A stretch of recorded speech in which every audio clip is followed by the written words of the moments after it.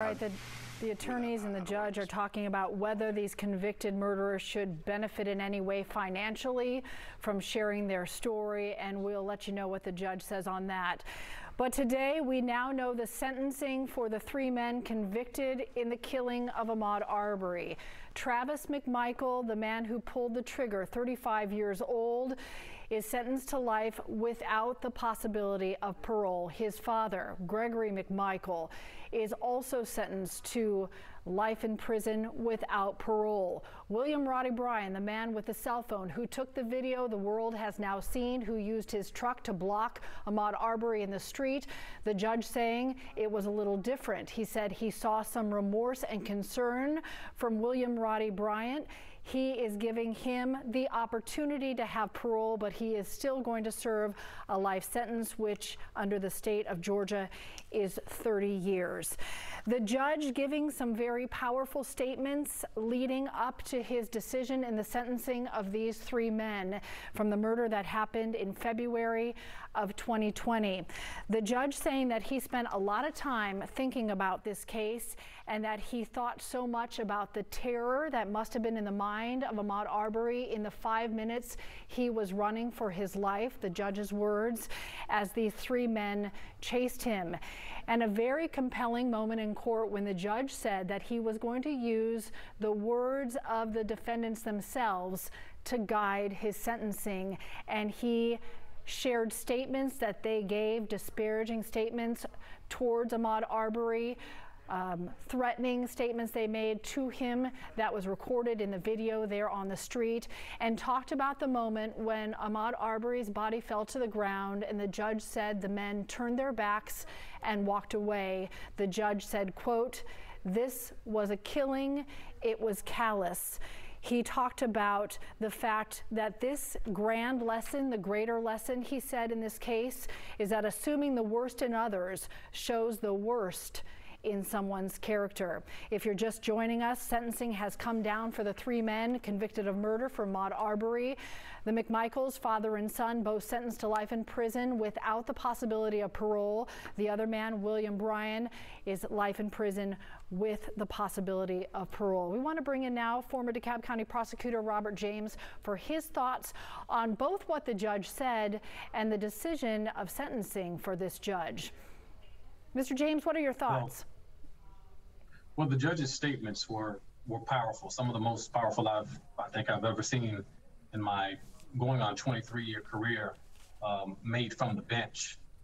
You can tell this case really affected him. You can also tell that he really paid attention to everything that was said and to all the evidence that was presented. You know, I was wrong. I thought this was going to be a difficult decision for him. I don't believe it was a difficult decision for him. I think he was moved by not just what Ahmaud Arbery went through during those 5 minutes while he was running for his life in terror, but he was also moved by perhaps the most compelling evidence, which were the words from the defendants, their words and their actions. And I think he was moved by that. And I think, quite frankly, he was disturbed by that. And the sentence reflected that. Now, what we need to understand about the sentence is that it wasn't just life without parole, but it was life without parole plus 20 years to run consecutive. Now, what that means with both Travis McMichael and his father is that, you know, it's life without parole, which means you don't ever get parole, but then we add 20 years to run on top of that. You know, now I know that's a legal fiction, so how do you add 20 years on that? But he's basically saying, you know, I'm going to max you out and give you the max on everything.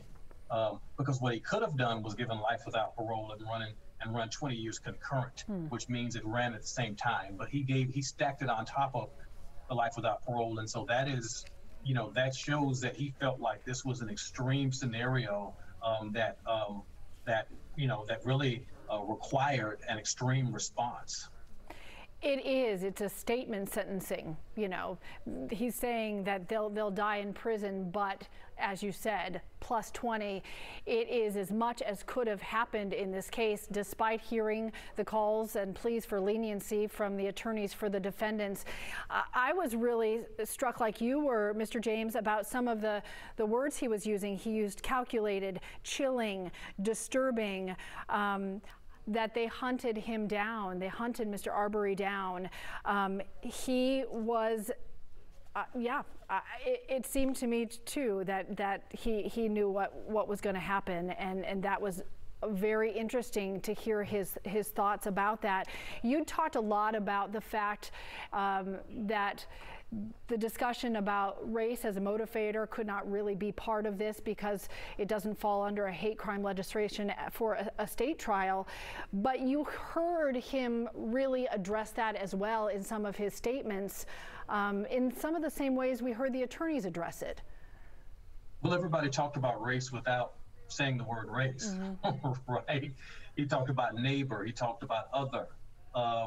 And so, you know, anyone with half a brain can understand that he's talking about the relationship between, you know, white people and black people in this society, and how communities are largely segregated, and how we have to expand our definition of neighbor beyond the people that live next to us and look like us and walk and talk and think like us, but to others. And, you know, he talked about that because I think he wanted to send the message that as a society, that is where we have to go, and we have to get there, you know, soon. But he talked about race, and I think he understood that a lot of their actions were motivated by race, quite frankly. He understood that, the prosecution understood that, I think the jurors understood that, but no one said that, no one said the word race. And I think, again, a big part of that, the reason that couldn't be conspicuously argued, was because the evidence wasn't put in, wasn't put before the jury because of the lack of a hate crime statute here in Georgia. And then that closing thought that he left us all with when he talked about if there is perhaps a grand lesson from this case, it is that assuming the worst in others brings out the worst in our characters, or assuming the best shows the best in us. When we talk about a motivation, again, reading between the lines of what the judge was saying, that's another important point that he made. And it was interesting, Mr. James, as he was talking about remorse, what he said to Mr. Bryant about, I see he did have remorse, that there was concern. What that tells you is that he did not see that in the other two defendants, which is another nod to the +20 that you were bringing up in the sentencing. Yeah, I'm trying to remember what he said. It was, remorse is more than what you say. It's, and I'm gonna sort of paraphrase and ad lib, but it's manifested through your actions and your deeds. Right. And he talked about how they, moments after they had just killed him, they're making these comments and they just callously walk away while Ahmaud Arbery is either lying dead on the ground or dying on the ground. And they're not screaming and crying, oh my God, I just shot a man, somebody call 911, which is what, an average person or an ordinary person would do if they just shot someone. But they're walking around and essentially saying, well, you didn't do anything wrong, and making other disparaging comments, and then they just walk away and leave Ahmaud on the ground. And I think that affected him. And I think that is one of the judge's chief motivation, when he said, you didn't have the remorse that they said you had, and therefore I'm going to hammer you, and excuse the language, but I'm going to hammer you and max you out under this statute. So we know there'll be an appeal process. We know that a federal hate crime trial against these three men is yet to come, but as of today, this part is closed as the judge gives his sentence for these three men. We cannot thank you enough, Robert, for your insight and your perspective, your analysis today. We really appreciate the time as we've followed this case from start to finish, and we'll continue to follow the next layers as well, so thank you.